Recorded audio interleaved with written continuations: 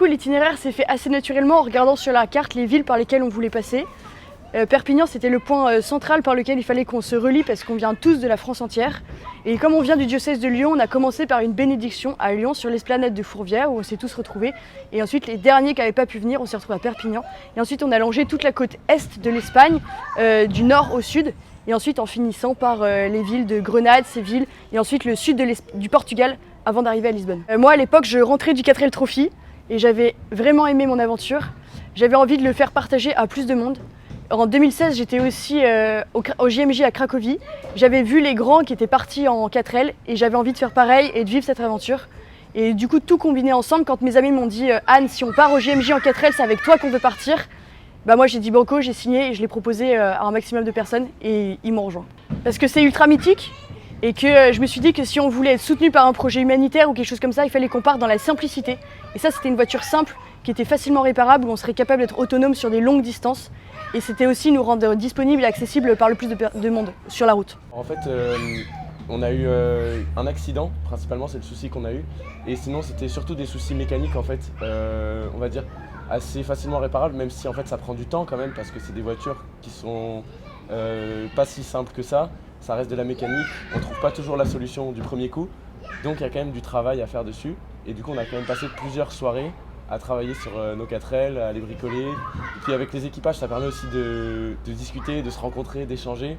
Et finalement, des équipages avec lesquels on a eu le plus de soucis, moi c'est ceux avec lesquels j'ai eu le plus d'échanges. Et je trouve ça aussi hyper intéressant. Ça, Anne avait l'idée de base et elle avait besoin d'un soutien en fait, parce qu'elle s'y connaissait moins en mécanique. Et on va dire que moi je peux avoir plus le sens du réel et du concret que Anne. Et donc on se complétait bien tous les deux en fait dans cette aventure, à donner des idées chacun dans un sens pour faire avancer le projet en fait. Le voyage donc s'est globalement bien déroulé. On a partagé beaucoup de choses entre les équipages, on a partagé beaucoup de choses avec l'organisation.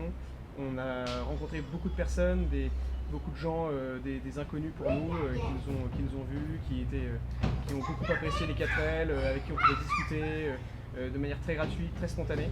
Et ça c'était super chouette. Après, ce que je retiens, c'est aussi un peu la fatigue. Mine de rien, on a passé près de 3000 km, un peu plus, sur des voitures qui sont vieilles, il fait chaud. Donc on est un peu fatigué, mais que de bons souvenirs.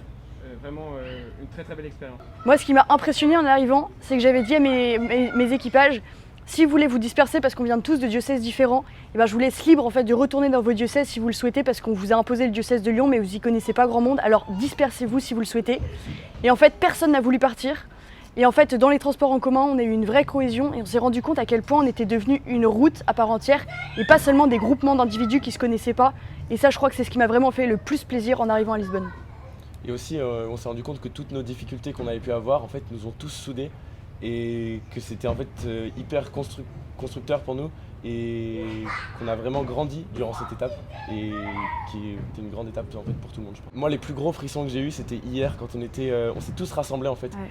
Pour faire un convoi et arriver avec nos 25 voitures tous ensemble.